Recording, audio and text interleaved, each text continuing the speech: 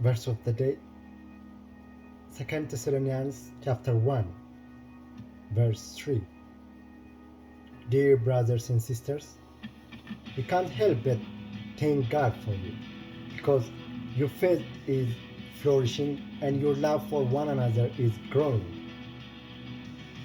Our scripture reading for today, February 9, 2022 is Leviticus chapter 6 and chapter 7, and from the New Testament, the Gospel of Matthew chapter 25, verse from 1 to 30.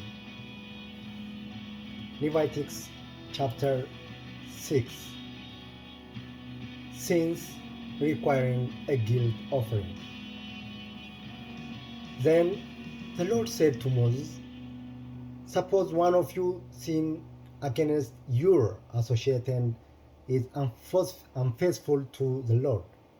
Suppose you cheat in a deal involving a security deposit, or you steal or commit fraud, or you find lost property and lie about it, or you lie while swearing to tell the truth, or you commit any other such sin. If you have sinned in any of these ways, you are guilty. You must give back whatever you stole, or the money you took by extortion, or the security deposit, or the lost property you found, or anything obtained by swearing falsely. You must make restitution by paying the full price plus an additional 20% to the person you have harmed. On the same day, you must present a guilt offering. As a guilt offering to the Lord, you must bring to the priest your own ram with no defects, or you may buy one of equal value. Through this process, the priest will purify you before the Lord, making you right with Him, and you will be forgiven for any of these sins you have committed. Further instructions for the burnt offering. The Lord said to Moses, give Aaron and his sons the following instructions regarding the burnt offering. The burnt offering must be left on the top of the altar until the next morning, and the fire on the altar must be kept burning all night. In the morning, after the priest on duty has put on his official linen clothing and linen undergarments, he must clean out the ashes of the burnt offering and put them beside the altar.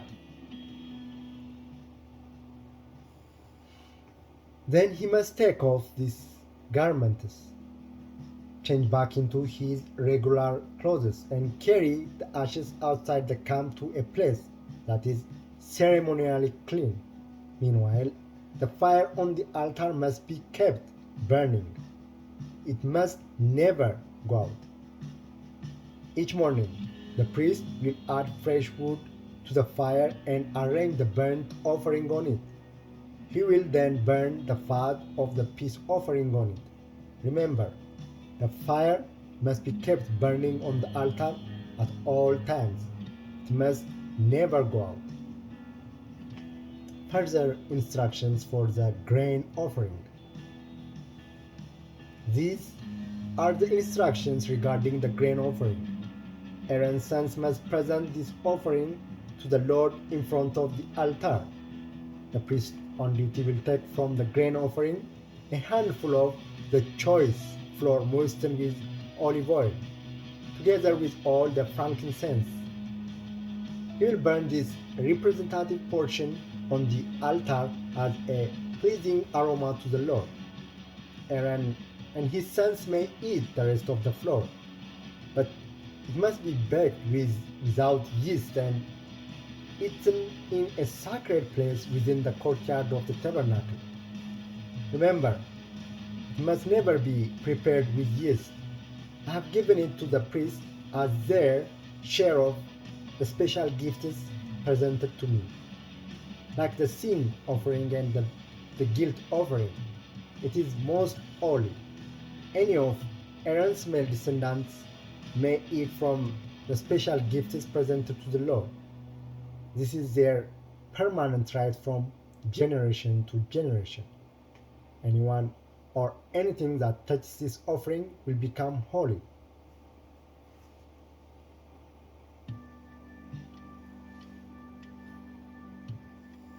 Procedures for the ordination offering. Then the Lord said to Moses, on the day Aaron and his sons are anointed, they must present to the Lord the standard grain offering of 2 quarts of choice flour. Half to be offered in the morning and half to be offered in the evening.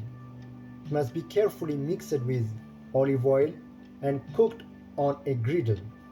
Then slice this grain offering and present it as a pleasing aroma to the Lord. In each generation, the high priest who succeeds Aaron must prepare this same offering. It belongs to the Lord and must be burned up completely. This is a permanent law. All such grain offerings of a priest must be burned up entirely. None of it may be eaten. Further instructions for the sin offering. Then the Lord said to Moses, give Aaron and his sons the following instructions regarding the sin offering. The animal given as an offering for sin is a most holy offering. It must be slaughtered in the Lord's presence, at the place where the burnt offerings are slaughtered. The priest who offers the sacrifice as a sin offering must eat his portion in a sacred place within the courtyard of the tabernacle. Anyone or anything that touches the sacrificial meat will become holy. If any of the official blood spatters on a person's clothing, the soiled garment must be washed in a sacred place. If a clay pot is used to boil the sacrificial meat, it must then be broken. If a bronze pot is used, it must be scoured and thoroughly rinsed with water. Any male from a priest's family may eat from this offering. It is most holy, but the offering for sin may not be eaten if its blood was brought into the tabernacle as an offering for purification in the holy place. It must be completely burned with fire. Leviticus chapter 7. Further instructions for the guilt offering. These are the instructions for the guilt offering. It is most holy. The animal sacrificed as a guilt offering must be slaughtered at the place where the burnt offerings are slaughtered, and its blood must be splattered against all sides of the altar. The priest will then offer all its fat on the altar, including the fat of the broad tail, the fat around the internal organs, the 2 kidneys, and the fat around them near the loins, and the long lobe of the liver. These are to be removed with the kidneys, and the priestess will burn them on the altar as a special gift presented to the Lord. This is the guilt offering.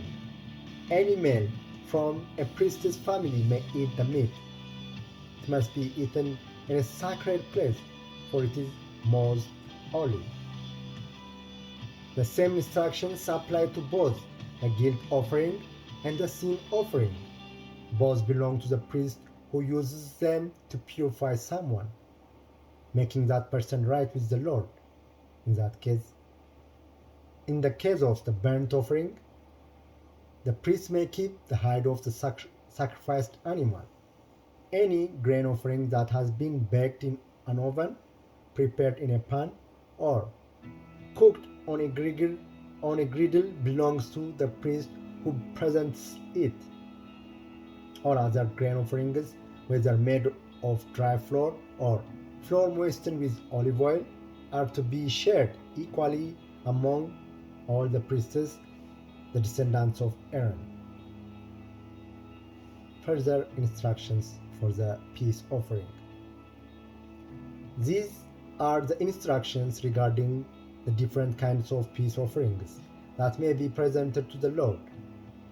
If you present your peace offering as an expression of thanksgiving, the usual animal sacrifice must be accompanied by various kinds of bread made without yeast, thin cakes mixed with olive oil, wafers spread with oil, and cakes made of choice flour mixed with olive oil. This peace offering of thanksgiving must also be accompanied by loaves of bread made with yeast. One of each kind of bread must be presented as a gift to the Lord. It will then belong to the priest who splatters the blood of the peace offering against the altar. The meat of the peace offering of thanksgiving must be eaten on the same day it is offered. None of it may be saved for the next morning. If you bring an offering to fulfill a vow or as a voluntary offering, the meat must be eaten on the same day the sacrifice is offered, but whatever is left over may be eaten on the second day. Any meat left over until the third day must be completely burned up.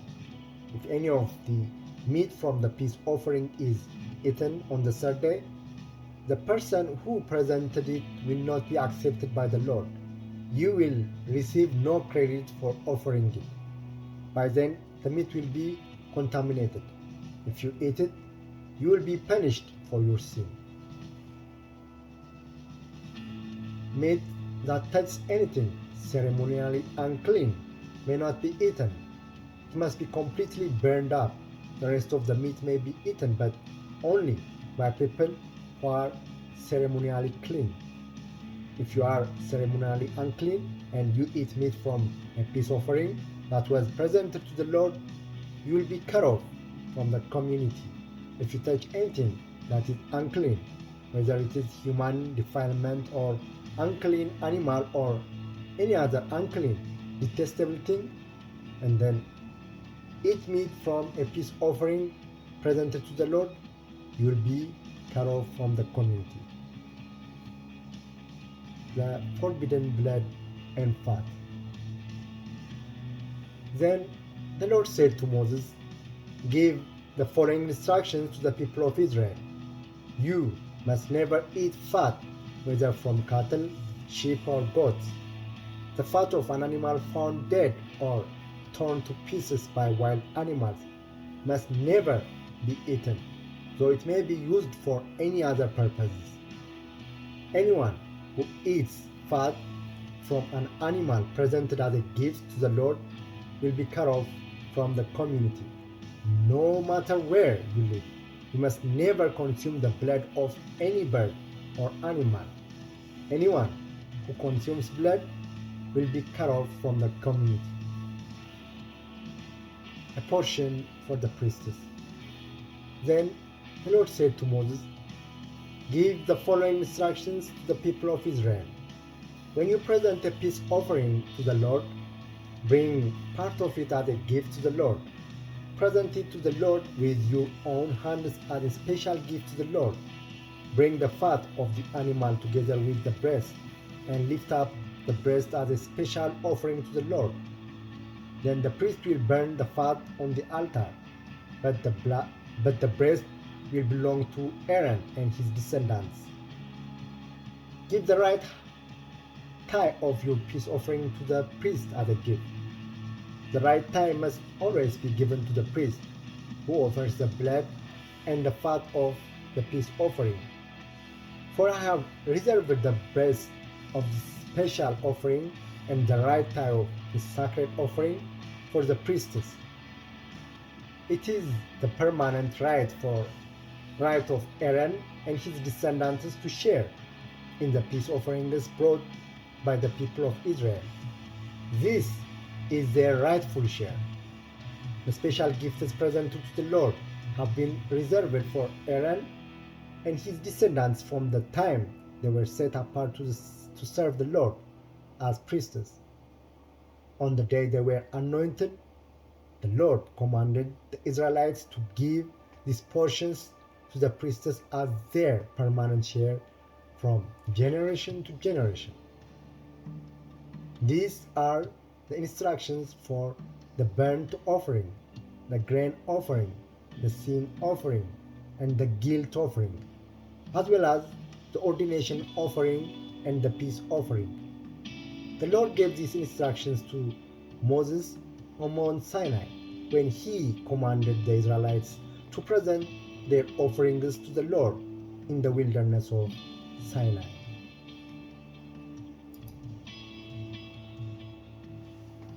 Matthew chapter 25 from verse 1 to 30, the parable of 10 bridesmaids. Then the kingdom of heaven will be like 10 bridesmaids who took their lamps and went to meet the bridegroom.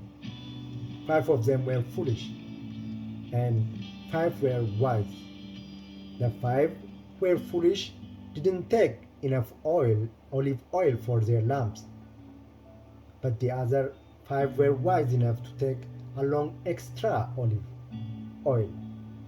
When the bridegroom was delayed, they all became drowsy and fell asleep.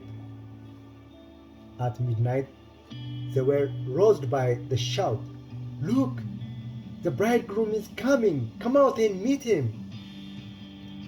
All the bridesmaids got up and prepared their lamps. Then the 5 foolish ones asked the others, "Please, give us some of your oil because our lamps are going out." But the others replied, "We don't have enough for all of us. Go to shop and buy some for yourselves." But while they were going to buy oil, the bridegroom came. Then those who were ready went in with him to the marriage feast, and the door was locked. Later, when the other 5 bridesmaids returned, they stood outside calling, "Lord, Lord, open the door for us." But he called back, "Believe me, I don't know you.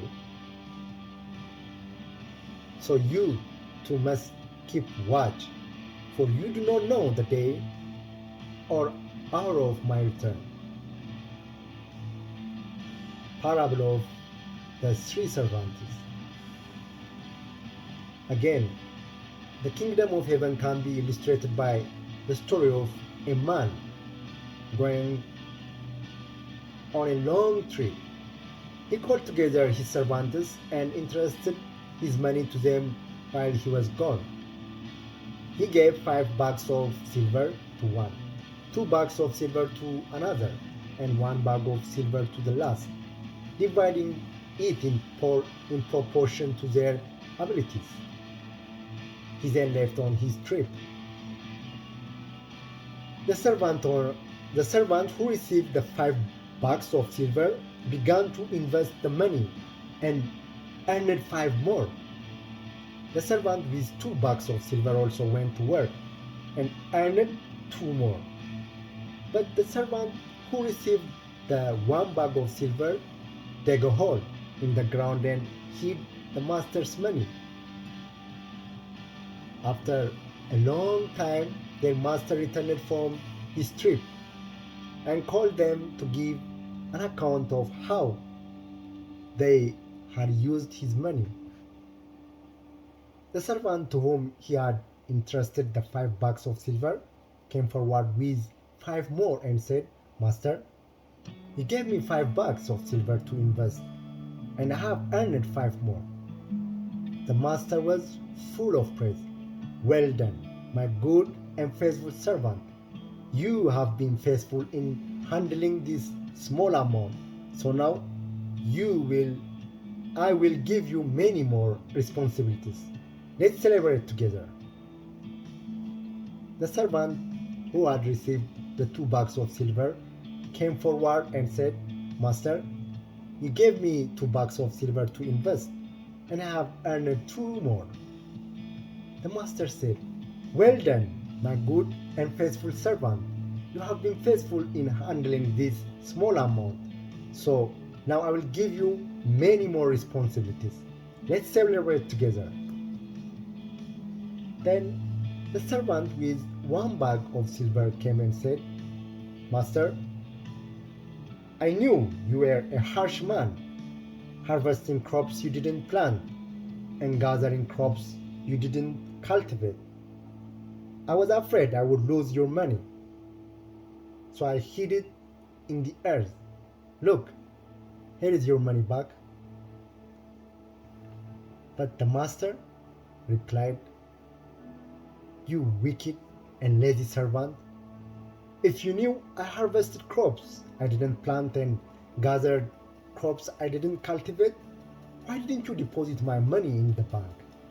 At least I could have gotten some interest on it. Then he ordered, Take the money from this servant and give it to the one with 10 bags of silver. To those who use well what they are given, even more will be given, and they will have an abundance. But from those who do nothing, even what little they have will be taken away. Now, throw this useless servant into outer darkness, where there will be weeping and gnashing of teeth. Bless, bless.